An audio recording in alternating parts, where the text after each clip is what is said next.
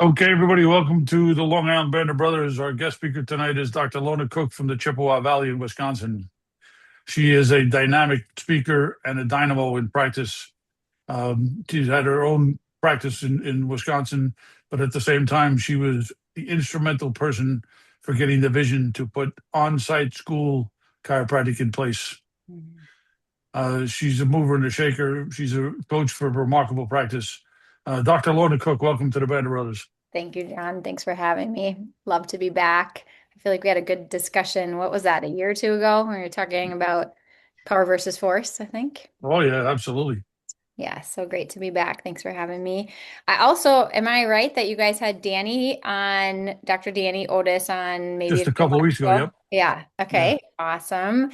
And he's getting ready. They just opened like 2 weeks ago, their practice in Colorado. So, I saw the pictures he just had as the grand opening the other day. yes, I'm yes. so And then excited you for him. had Dr. Amanda too. Is that right?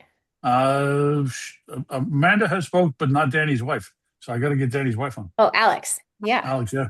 Yes. Okay. So when Amanda spoke, you guys heard about our school-based initiative, I Correct. Yeah. imagine. Yep. Yeah. Okay. Cool.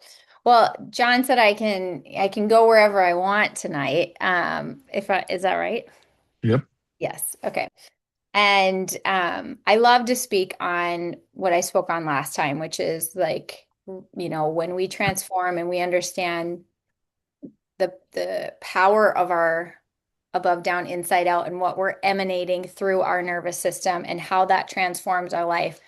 I love to, any talk I do, to just remind ourselves that, that principle that we have, that we know life flows through us and is entangling in our external world and co-creating our experience, because what a tone of our nervous system really does set up the tone of our world, right? And what we experience in our world. I think that is a critical piece for us to always come back to, right? When anything we want to see happen in our world, in our practice, in our lives, to recognize that this experience that we're living, we have power when it comes back to like the state we hold internally, right? So for me, like, just to set the stage tonight, that there's a lot of things I want to see happen in chiropractic. One of them being that like schools across the nation potentially do what we're doing here in Western Wisconsin, where kids have access to chiropractic. Um, but I also recognize that I have to like keep myself rooted in my own system and pay attention to my nervous system within and my state in order to then walk out some of this vision. And so when I was thinking about, well, how can I serve you guys tonight and what can I share? Um, I know you guys are movers and shakers and you're deep students of chiropractic.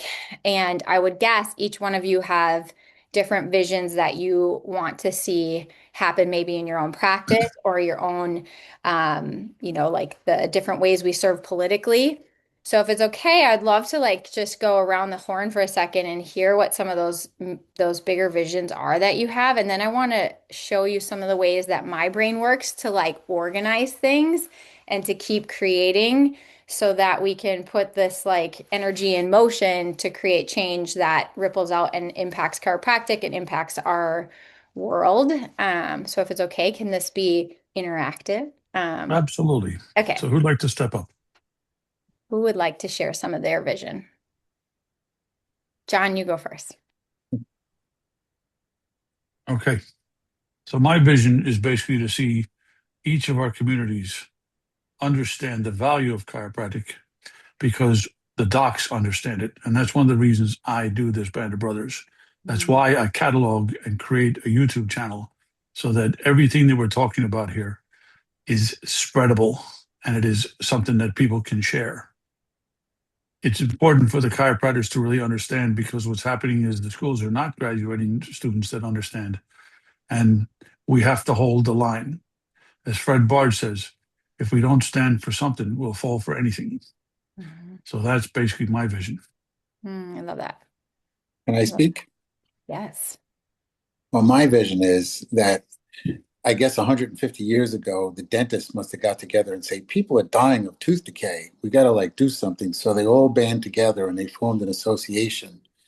And I think that most importantly, the chiropractors, even if they gave 2% or 5% of their income for a public service message that would be constant through whether it be Instagram or the television or something that would show first the miracles of chiropractic. And I'm talking about things that people think that's not possible.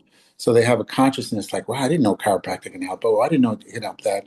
So we'd have constant feed of that information going out to the public because everybody's on their phone, everybody's watching TV, everybody's online.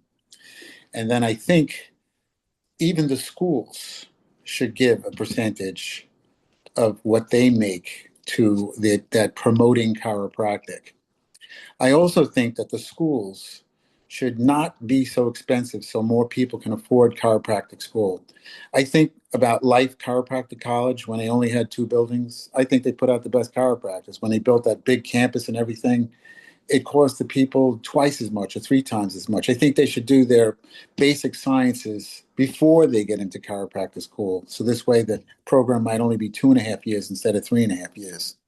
These are some of the ideas that I have. Yeah, I love that.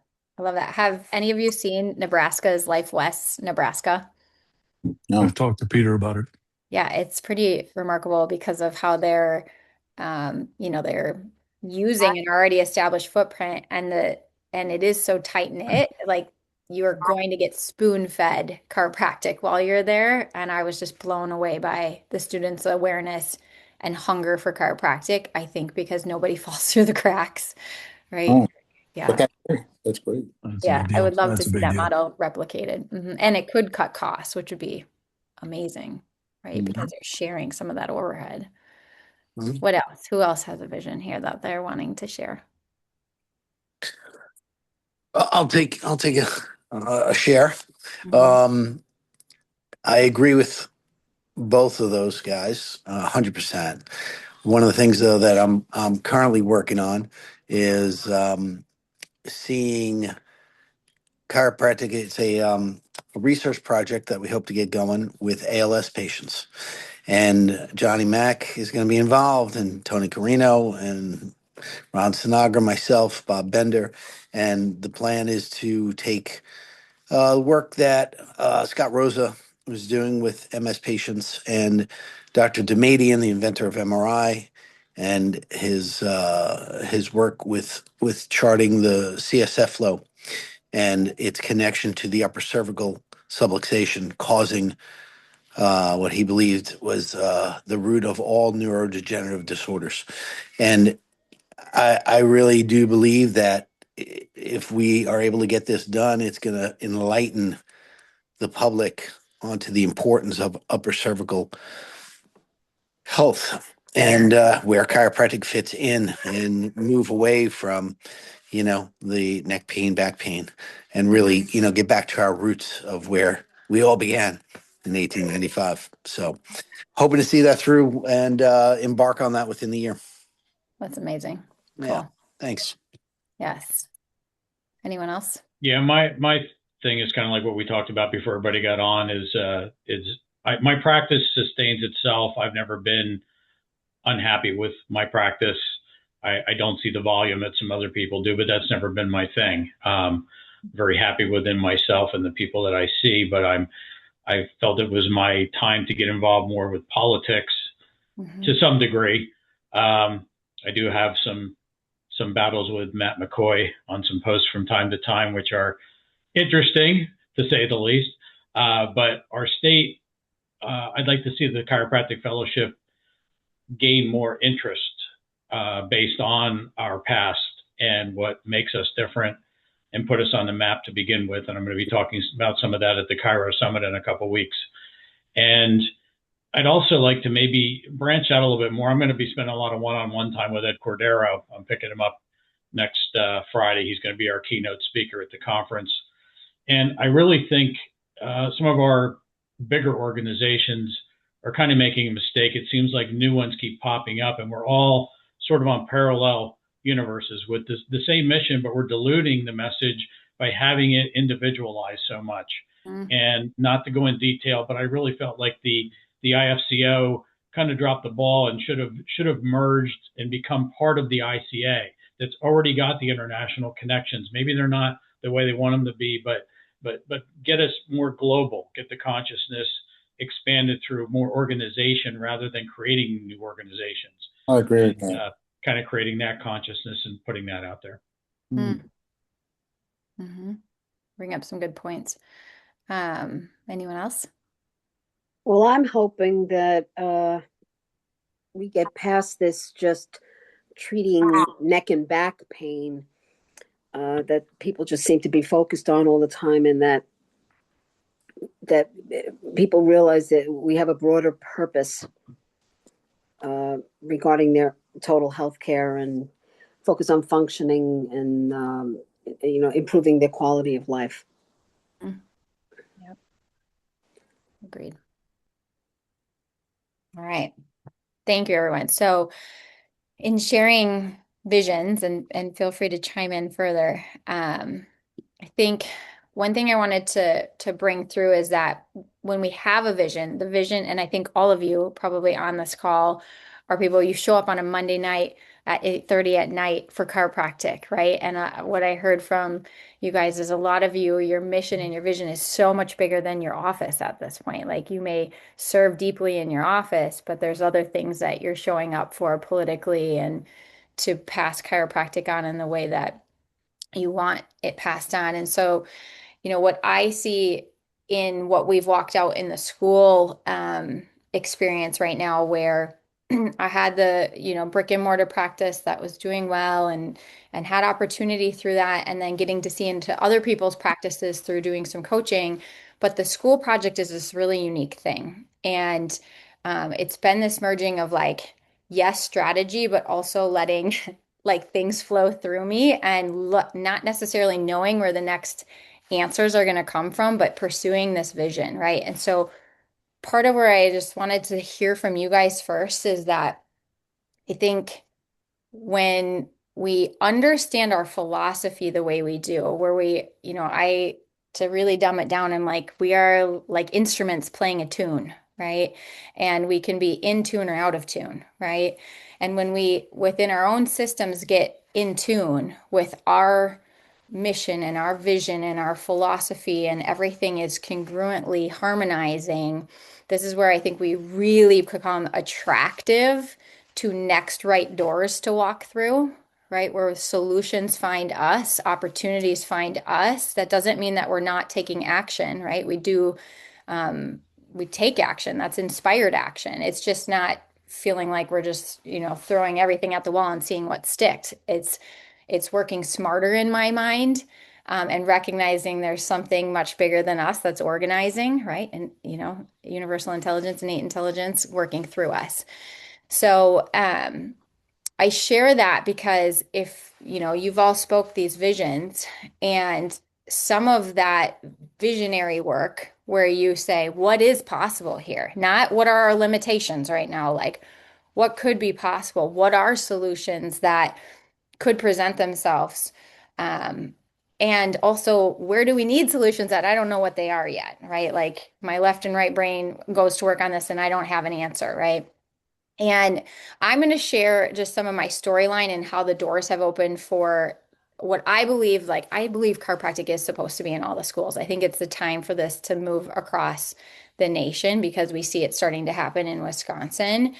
And I see other problems that will come if that was to happen, because we just don't have enough chiropractors, and we certainly don't have enough philosophical chiropractors if every larger school district wanted a chiropractor. But those Hey, are Lona, problems that would be great problems, right? when For you us. talk about this, because I know some people are not aware of it, Mm-hmm. talk a little bit about the research you did with Heidi Havik and what the information came out about that, and Yeah. how that added to the entire understanding of why kids in school need chiropractic. Well, I will come into that. Thanks, John. So in the beginning, when we started, this was 10 years ago now, I opened up the door to our school district to bring chiropractic into the teachers. It was just for the staff the first year, right?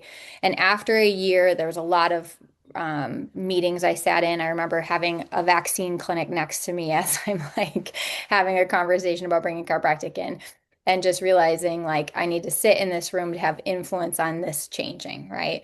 Okay, a year goes by, one of the admin comes to me and says, why can't we try chiropractic for some of the kids? And I said, I don't know, you tell me. And she's like, well, we bring in PT, we bring in mental health, we bring in OT. Why can't we bring in chiropractic? And I said, okay, great. Like, let me call my, we have an executive director here in Wisconsin for our vitalistic organization. He's a lawyer chiropractor. I called him. I said, they want me to do this. What do you think? And he's like, yep, just document. You're going to do an exam. You're going to have all the notes. You're going to follow what they already have established for like OT or PT as far as their process. And so we did that. And so the first year we worked in the first school, which was an elementary school, and they sent home 50 forms. The school did 50 forms to some of their like biggest problem kids. And we got 20 forms back, signing them up for care. And I worked with Medicaid because in the state of Wisconsin, you could diagnose subluxation and get 20 visits, right? So most of the kids I was working with are labeled in a way where they have special ed classifications. And lo and behold, after seeing them for the spring semester, special ed teachers wanted us to continue. Okay. So the next year it grew, right? So as this was happening, I remember thinking, why are these doors happening, right? Like, why are these doors opening the way that they are? And it was, one of those things where it just felt like we were supposed to keep going. I wasn't the one that necessarily tried to open the door to the kids. She did that. The administrator opened that door. Then we're going a little bit further, and I'm serving on my state association board. And I meet Heidi Havoc and I tell her what we're doing. And she said, I want to write that research. And I was like, well, don't kid me. And she's like, no, I want to do the research with you guys. Okay, great. So we start sending her data. Okay, over time, she gets a bunch of the information from HRV and some of the forms that they specifically had us filling out with some of the kids that are called like Promise QL forms, I believe. And I'm not the one doing this anymore, so don't quote me on some of these things. But at the time, then once they did collect this data and crunched it, which was some data over several years, some of the things that it was indicating in science language, I think they basically said it warrants further study, but that they were seeing quality of life indicators improve, that there was enough there to say like they should be studying deeper what's happening in the children's nervous system, because they believe obviously that when we're adjusting these kids, part of the reason why their behaviors are improving is because their cortical function is changing, right? So that's the biggest indicator that has moved us forward, is not actually what Heidi said. It's actually what the special ed teachers are seeing. They're seeing like little Johnny, who maybe went to the principal's office with a major behavior every other day, all of a sudden isn't going there, once a month now, right? Like it's a lot less reactive. He's able to be in his classroom in a different way. So that's how we've grown, is really through, I'm going to say, grassroots of it being proof of concept while we're in the schools, and then the next school wanting it. And then we have to hire, so Dr. Amanda came on in 2018. And then as she became full-time, now we have 2 other chiropractors who are now serving in our school. So we have 16 locations going. And there's been times like in 2020 where, the school shut down. We were like, gosh, like, should we be doing this? Is this like something where we're going to be able to start back up? And the next steps always just kept opening up. So whether it's been attracting Heidi or the right amount of money to get the research numbers crunched so that we could have a PhD on it, or, doors opening in districts next to us, it seems like this thing has been led.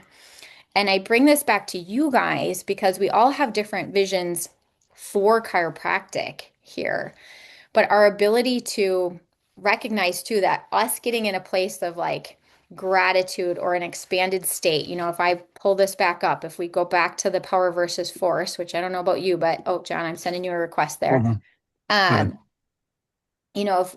If we can be in a place where when we're doing some of our visioneering work and when we're having conversations with our teams or the people we serve on these, political boards with, and we recognize that when we get above this line, right, when we're talking about what's possible and coming from a place of our nervous system being rooted in love or reason or joy or these higher states, there's just a lot more energy available to us, meaning our magnetic pull is a lot bigger, right? Our ability to feel for truth is possible when we're above the line. We've all had that experience where we've been pissed off, and can you see truth in that moment of anger, right? Generally not, right?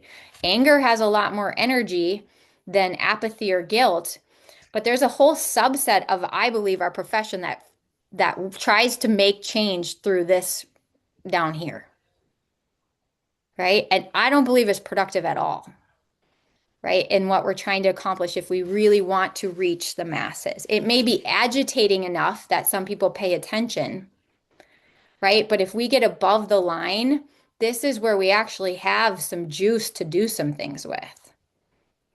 Does that make sense, you guys? Totally. Absolutely, because Lona, just because I've read this so many 100%. times, if you think about the idea of courage, it is just the state of mind that asks, is something different possible? The state of neutrality is surrender. So you get to the point where you basically surrender and allow things to happen to you. Yes.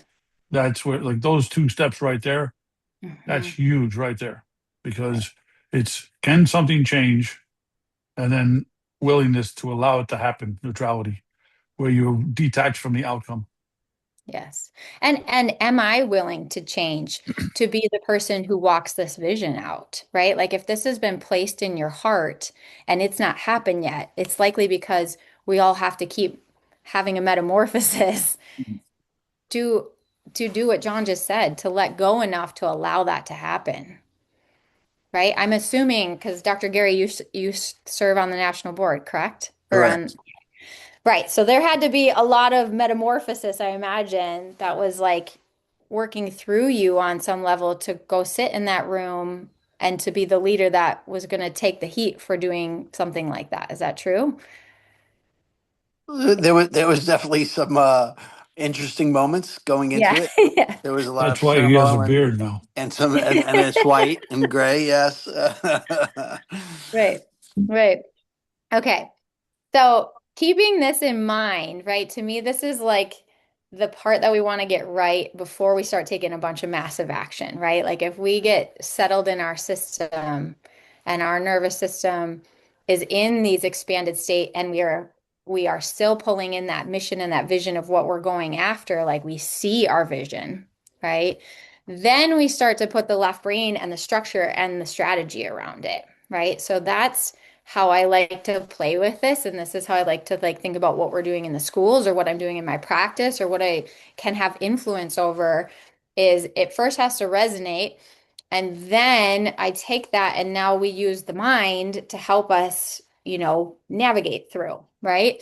So if we stop this for a minute, the next thing I want to share, and I'm going to go through some of my favorite things to think through in a minute, but I want to show an example I use for the office because what I realize is like, as someone who likes to think about what is possible and how would we start to put that in action and get more strategic with it, I also really need people who don't like to play in the clouds at what's possible. I need people in my practice, whether that's like my office manager or my associates or what have you, who are like, but just tell me how to walk something out, or let's do it, right? Let's get to action, right? And so, what has been really helpful in, I'm going to just say my practice, is to have a document that I use to onboard people. And I come back and redo this every year so that we're always kind of looking out 5 years in advance. And I hire and fire by this document, right? So, and now with the help of like all the chat GPTs or the Claude AIs, like you could make something like this very quickly where you're starting at like bigger vision and then tailoring it down. So I have the traditional like our vision statement, our vision story, and the core values. And I spend some time with people on the core values because I find where a lot of us get things wrong when we're getting tactical with things is a lot of chiropractors will hire, I believe, for skill sets instead of hiring, yes, we need skills, but we also need somebody that before we even get to what their skills are, like, do they seem to light up when we talk about the vision and the core values that we have towards something, right? So when I'm looking for if someone's a right fit for either of my organizations, like we're going to start here from a place of alignment. Like what does someone that we're bringing into this culture, like I want to see that they lean in when I talk about these things. So I'll usually point out that two of our core values are connection and efficiency. So if it was only about connection, we might see 5 people a week. And if it was only about efficiency, we would have a completely different tone in the office, right? And so as I go through this, I talk about how we do things, how we do our work. You have to have a passion for, human potential, meaning you want to learn more about what it makes people thrive, right? Like that should be somewhat exciting to you, especially if you're one of the chiropractors on the team. And I'm not going to bore you by going through this, but what I want to demonstrate is that I think a lot of times we have these visions and we need to do the piece then that like distills it down so that when we're talking to other people, we either draw them in or push them out, right? And then we can start to get tactical, whether that's in our own backyard of our practice and doing a better job of being the visionary for the practice so that we can take the practices to the next level. Because I do believe that that's part of what I think chiropractic needs right now is more of us that truly love, love, love chiropractic is to also realize that by growing our practices and not just being the only one adjusting people in our practice by bringing in potentially other chiropractors that maybe don't have a desire to own their own practice, we actually can serve more people, right? Like when we think that there's only 70,000 of us across the United States. I just did these numbers for a different talk I was doing where it was like all of us would have to be seeing somewhere between 1,100 and 1,200 visits a week for the average person, I think, to lay on a chiropractic table once a quarter. Right? Isn't that crazy? Right? Drew Rubin did the number years ago. It was 3,000 people a week for every chiropractor to get once a week. Yeah. Yeah. Yeah, crazy. Yeah. And so we need to fill our schools whoever said that we need more affordable schools, I agree with that, right? Like it needs to be attractive to go to chiropractic school, right? And I think that is, as I look at like, okay, let's say that all chiropractic or all public schools that were Division 1, like a larger population of students wanted a chiropractor to employ at their schools because we've just made it make so much sense for them, like we couldn't do that, right? There's thousands of schools and there's not enough chiropractors that could fill that, especially not people who wanted to serve in the capacity of delivering adjustments and speaking life over people. So that first piece of this is just like, who knows that they could do a better job of sitting with their vision, putting that down onto something where you're, putting it on paper and articulating it so that when you find other people who might jive with that vision, you can clearly define what you're after, right? Hopefully someone else feels like That's really big, Lona. That's pretty mind blowing. Well done there. Thank you. Yeah, and as our organization, we have 6 or 7 chiropractors now, and that I just think about, okay, I know what it's like to have 6 or 7 chiropractors, but if we had 50, how much better do I have to become at articulating what we're after and allowing other people to articulate it and, the trust we have to have in each other to steward this, right? And that's, something as a profession that we haven't done yet really, where we haven't been big enough to scale to a point where we have something like that happening. Right. Okay, so then I want to share another kind of process with you. And this is something that I've gone through for probably a little over 10 or 12 years, where I just use this more internally. So I call it ACEs, which stands for like an acronym of awareness, congruency, energy, and simplicity.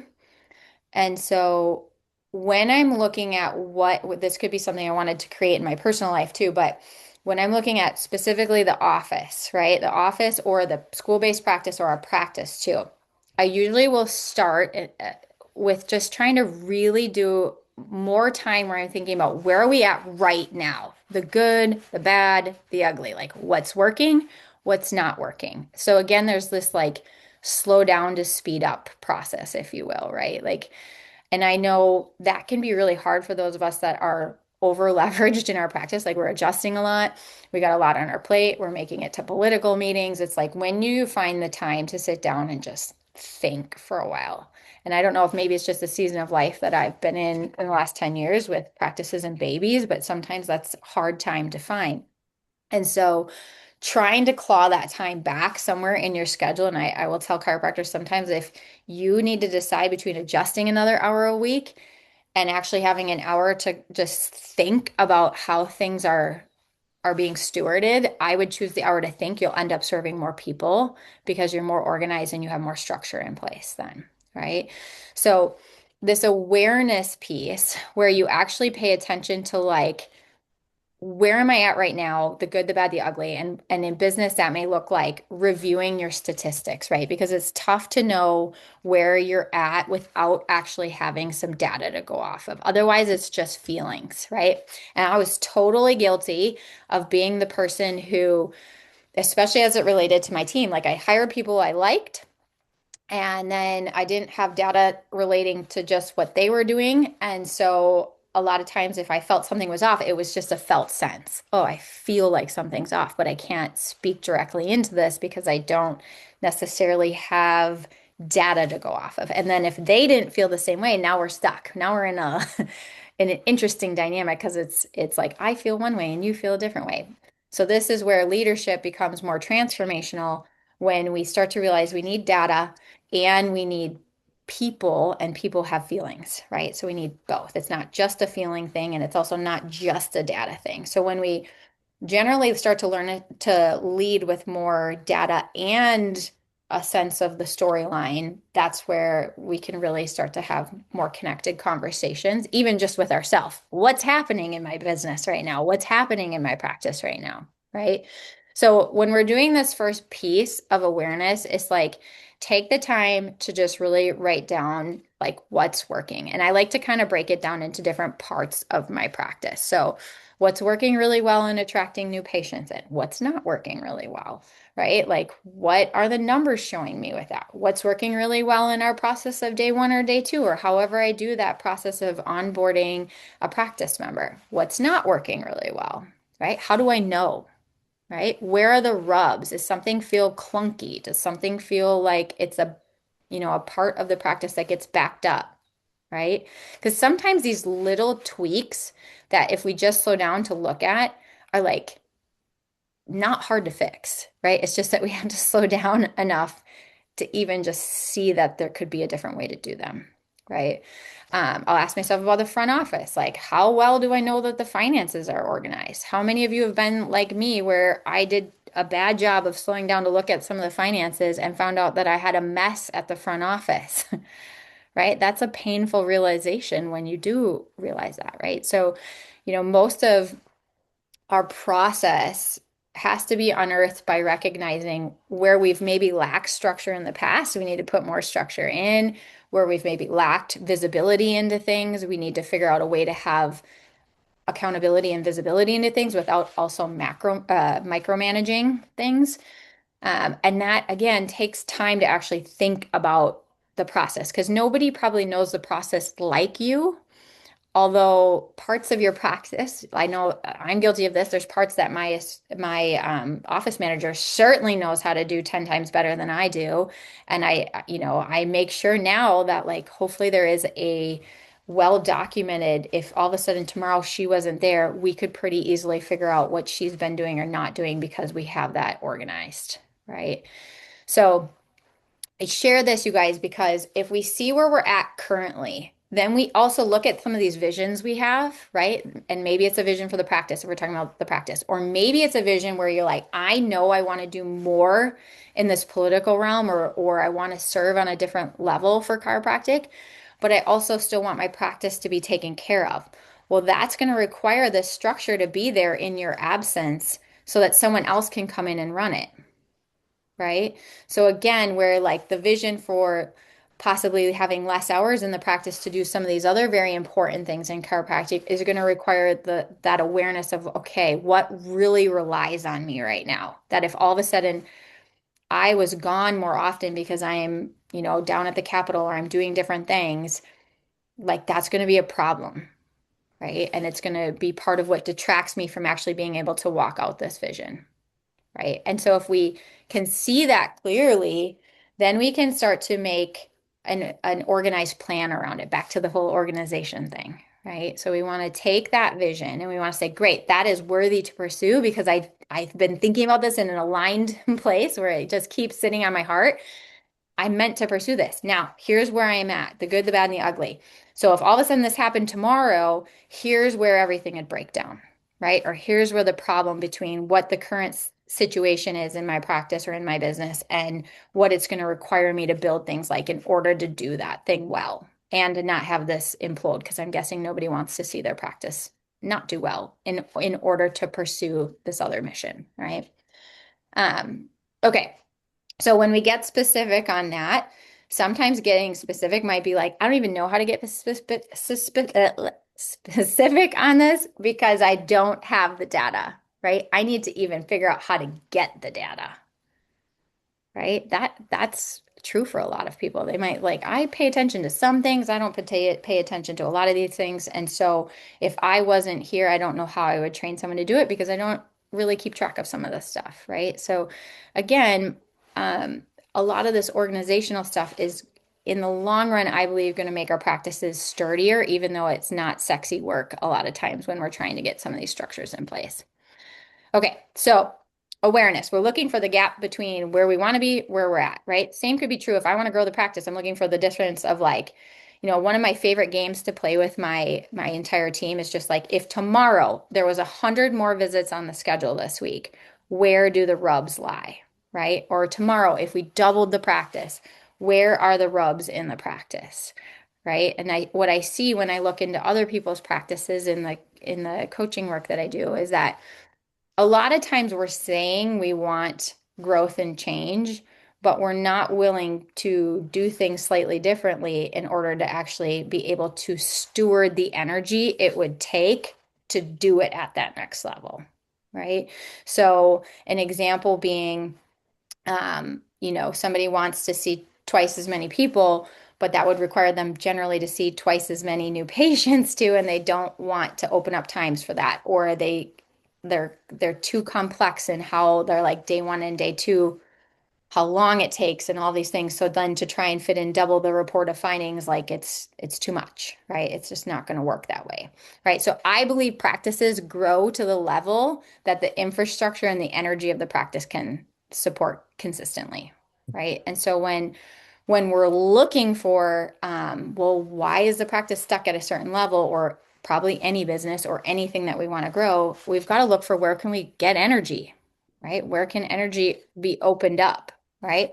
So the starting point is just the awareness that we want change, right? Then the next piece of this is to look at congruency, right? And so that's first starting with us. Like, when we go back to that document I shared with you, I use that because that should be helpful not only for me to put down what's congruent for me as I'm going to say the owner of the practice and the maybe head visionary, but then to also enroll the rest of the people who have life force and energetics and their own qualities of being a visionary. I want them to create a mastermind effect with me, right? So if we're leading the team and we're all creating more ideas of what we're after together, and we have like a document or something that unites us that we can come back to and we can tweak, and visions should change, right? As we grow, the vision changes because just like when you're climbing up a mountain, right? Like the mountain view changes, right? So as we're pursuing this vision, we see different things. We might see where the process has broken down, and that changes how we're going to like walk through the vision, right? The important piece of this is that we're bringing other people along on a congruent vision, right? So this next piece of, we have awareness and then we have congruency, is to try and find where you're incongruent, right? So what in me, first of all, is incongruent with whatever this is that I'm pursuing, right? Do I need to show up differently as a leader, right? That's true a lot in a lot of practices. A lot of people like to bitch about their staff and they're not showing up as a leader that is going to steward staff that's at a higher level, right? We're not consistent enough in our leadership, or we're maybe asking them to pursue something we're not, right? And it's like, so that can be a breakdown, right? But also, the congruency sometimes is what I just shared is like, what do they say? Like, you can have everything, just not all at once, right? Something like that.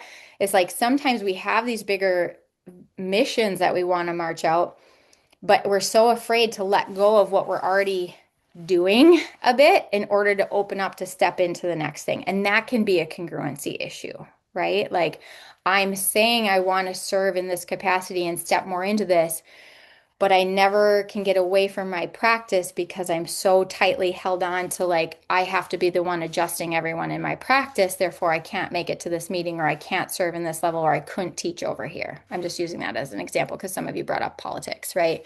There's a lot of people who won't show up at political things because they say they have to be in their practice, right? And I get it. I do get it. And at the same time, those of us that have gone to a lot of political things, like, do you grow, and does your practice usually actually grow as long as you actually have hands that are there to help you? Yes. Like, you grow as a leader getting involved in these things, right? So therefore, I believe, we can steward more people generally too, just maybe not by us adjusting, right? So, that's something to just sit with too, is like that congruency element. What currently am I behaving like, thinking like? What are the beliefs I have that are not actually congruent with this bigger next vision I have? Maybe it's not bigger, it's just different vision that I have, right? And then how do I start to organize how I need to start to refine that so I can step into a more congruent place? This also, maybe I can remember, for younger docs, probably especially, where you might have worn your mentor's clothing for a long time, their words, their confidence, they weren't your own, but you borrowed them for a period, maybe borrowed their systems, and then realized this isn't exactly how I want to practice, right? I actually want to do it a little differently. And at some point you do that, right? And it feels better generally because it's more authentic.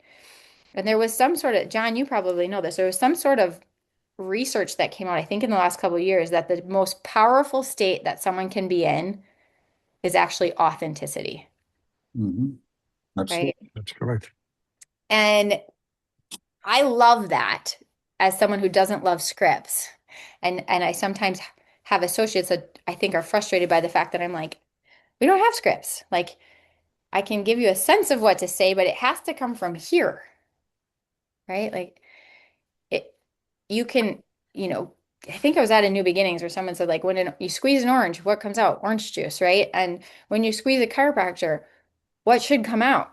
Chiropractic, not medical jargon, right? So that's an element that we've all worked through at some point and continue to work through, of just like, how do we stay congruent to like what we're trying to accomplish with how we're communicating to our practice members, and what we're doing and what we're not doing, right? But there's so many elements of congruency when we hold the true north to be our own inherent mission and vision and purpose, right? And no one else can give that to you, right? So then only, You're talking very powerful stuff here. And this whole idea of congruency, incongruency, because that vision of true north, that's the thing I see that most chiropractors don't have. Mhm. They don't really have a direction. They're going out to serve, and they're basically doing what they think they should be doing.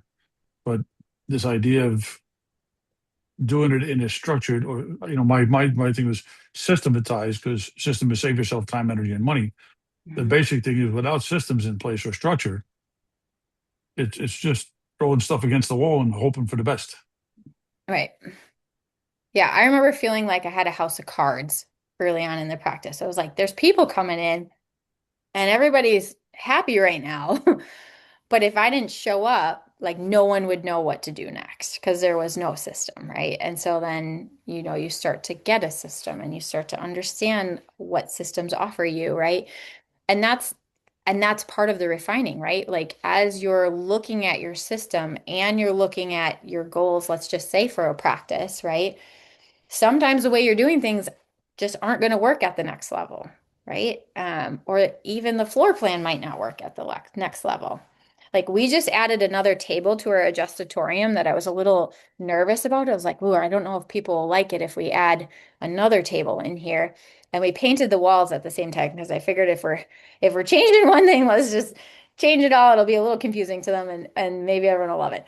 And because we changed where we lightened the room, everybody's like, wow, it feels so big in here, right? And I was like, oh my gosh, I love that we're getting that response because we actually just added another table in here, but it just felt different, right? And so again, like, what's my reason for adding the table? We need it. We're bringing another doctor in.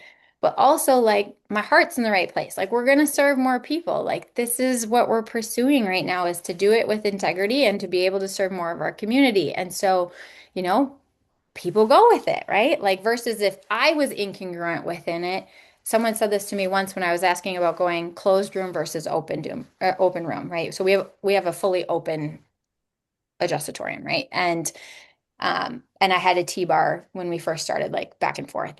Again, whatever works, right? But I had asked the chiropractor, and he's like, if you don't have a problem with it, nobody's going to have a problem with it, right? If you have a problem with it, everybody's going to have a problem with it. Back to the congruency thing, right?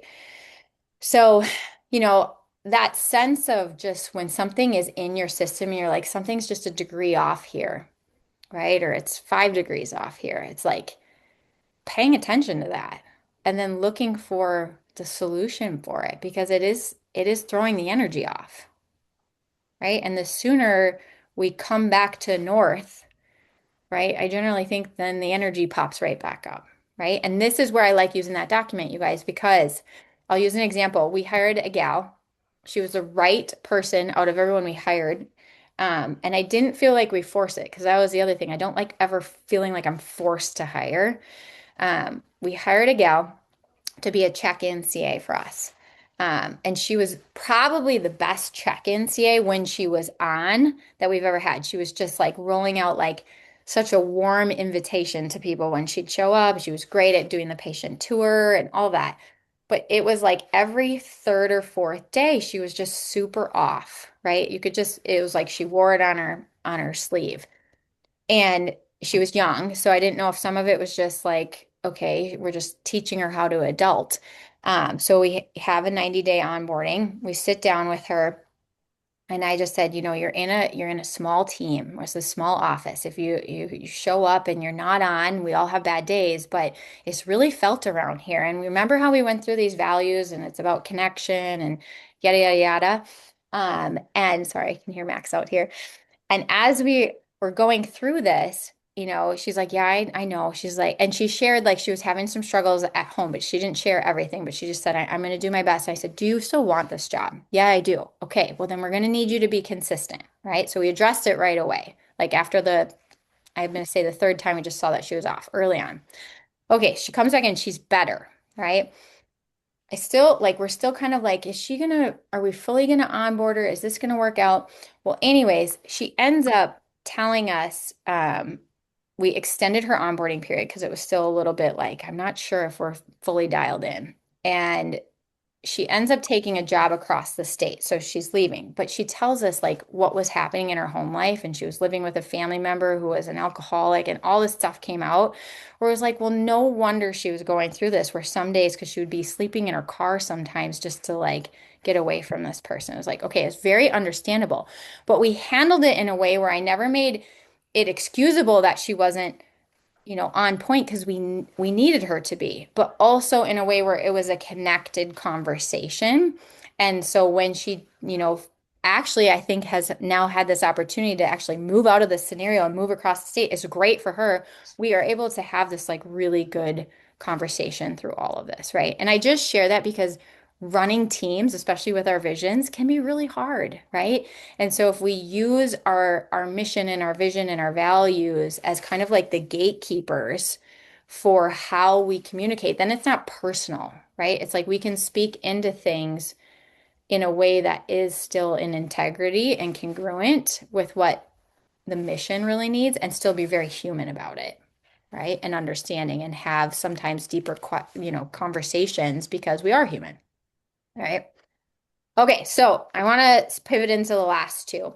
And I'm actually going to skip to the last one first, which is just simplicity, right? So if if I can find a more fluid way to do things, or where something can be just smoother, I am looking for that all the time, whether that's in how we run behind the scenes stuff, in how I organize my schedule. Again, we want to free up energy, right? So when we look for those rubs, we're always looking for like, and is there a way to do this better, right? Is there a way that the paperwork could feel smoother to the patient? Is there a way where the way that the exam process happens, it could be cleaner, it could be tighter? Is there a way where when we're communicating, it could be tighter, right? Smaller, or say it more succinctly, or sometimes we'll go through our entire training of like training from day 1 to day 2 over a 13-week period where we do it non-verbally, right? We're actually not going to talk, and we're going to go through our entire process not talking, right? Not because I don't want you to talk to the patient, but because most of what is said is not verbal, right? Most of what people are picking up is the way that somebody looked at them and their hand gestures and the feeling of the office, and like, what are we trying to accomplish here if we couldn't say anything, right? So we'll go through training like that just because I think we prioritize sometimes what's being said over everything else, and everything else speaks louder than many times what's being said. Would you guys agree? Absolutely. That's a big deal. Yeah. 7% is verbal, 13% is context. The rest is all body language. Mhm. Right. And the conviction and the certainty we carry in our heart that walks into the room and is connecting with that person, right? And that's something, that I feel like in training a lot of younger docs, that that can feel like nebulous to them to tell them that, but also once they get it, I think it takes a weight off their shoulders. Like, you get to go deeper in what we love, chiropractic, your hands, your confidence. And the more you do that, the more you're going to walk into these experiences and things are just going to go smoother, right?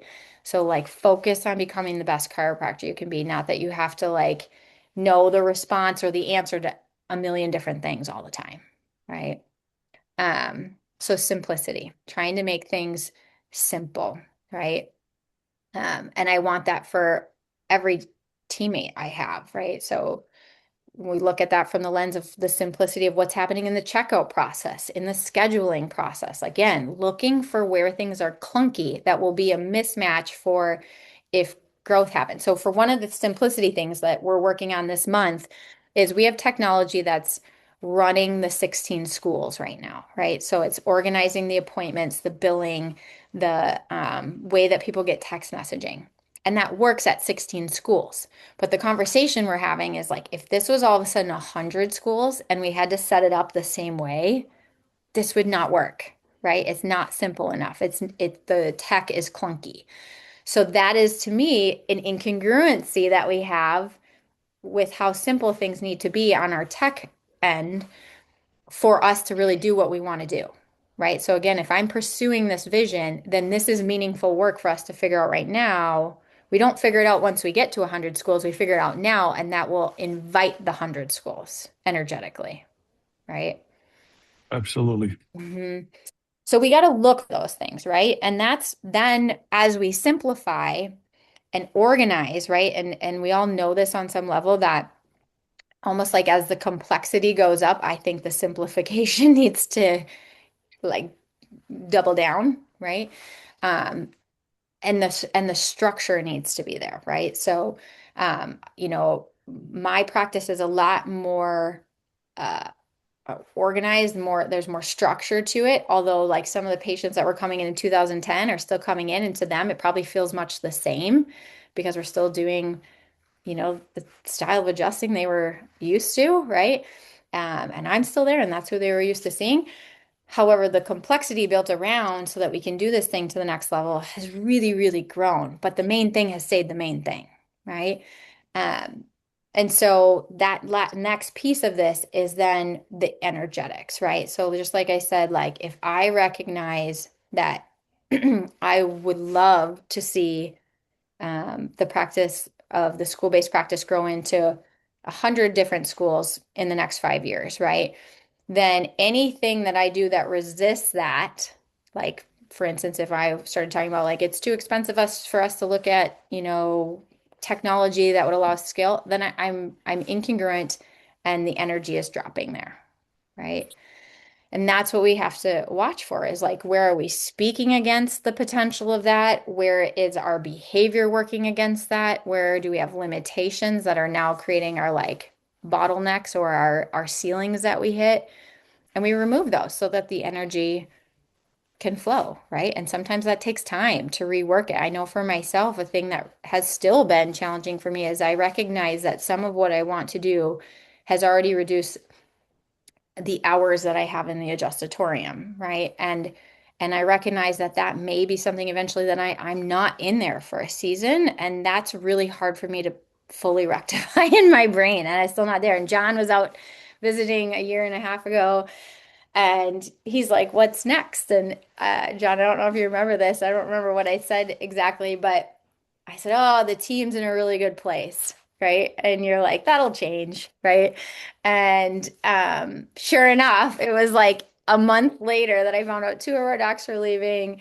And then we are bringing on, we just brought on one more. My old business partner back in. I could never have seen that happening. Like there's just so much shifting that's had to happen. And I look at where we're at now and we are more positioned for what we want to create than we had been during that time, right? But if you would have told me what was about to happen, I would have been like, oh shit, like. So, again, that's that surrender piece, right? Like if we are pursuing this vision and holding that, it will move things for us. The right opportunities come in, and then we just need to have the energy available because we're not white knuckling it to move with some of these pieces. Right. And I think that's the leg up we have because we know that life flows through our nervous system. We know that this is intelligence in action, like what's happening through our system. So if we believe that we're self-healing, self-organizing, and that the tone of our nervous system sets the tone of our life, and we believe that, then why can't we trust that to line things up to take chiropractic to the masses? Right? Why can't we step into a bigger playing field? Recognizing that just requires all of us to see that it's all possible and just keep moving with it, right? The opportunities, whatever is placed on our heart. For me, it's the school project, right? Like, okay, like now that's my mission. That might be my life's work. Well, I can hear Peter Kevorkian. There's a universal intelligence in all matter, continue to give it all things and maintaining it in existence. The universe is an organized process in favor of you. Absolutely. So, Love it. he said it so many times, and everything you talked about, it's all right at level of congruency. Powerful, powerful, powerful. Thank you. Yeah. So You gave me a lot to think about, woman. You always do that to me. thank you. And I got to tell you, I got to share before we get into anything else. Lona has a series of 10 questions that she shared with me that we do. You ask at the end of the year to prepare for the next year. If I can find it, I'm going to send it out to you guys. It's definitely something you should do because it definitely basically clears your brain and prepares you for what's coming in the next year. Thank you. Thanks, John. Thank you, Lona, for your information, and I'm very impressed with your vision. Amazing. Thank you. Appreciate it. Thanks for having me. Awesome. Anybody else? I'm saving Come on, it guys. for a week from this weekend when I see you in person. So Yeah, I'll throw great. a bunch at you. Okay, sounds good. We'll be talking about the school project most of it. So, Yep. Lon, I love hearing someone more organized than me, and it doesn't take much, but you were amazing and knocked it out of the park, and I absolutely love it. And great stuff. Thank you for sharing. Appreciate you. thank you. You guys are awesome. From the bottom of my heart, absolutely. Guys, thanks very much for coming on tonight. I'm sure you got a lot to think about. Oh, yeah. Everybody have a great night. Lona, thank you so much. We'll talk soon. Lon, you're awesome. Thanks. I wish I could get out to Pennsylvania, but I already have some stuff planned. In the meantime, everybody have a great night. Take care. Thank you for Take care. sharing. See you in the beginnings. Yes. See you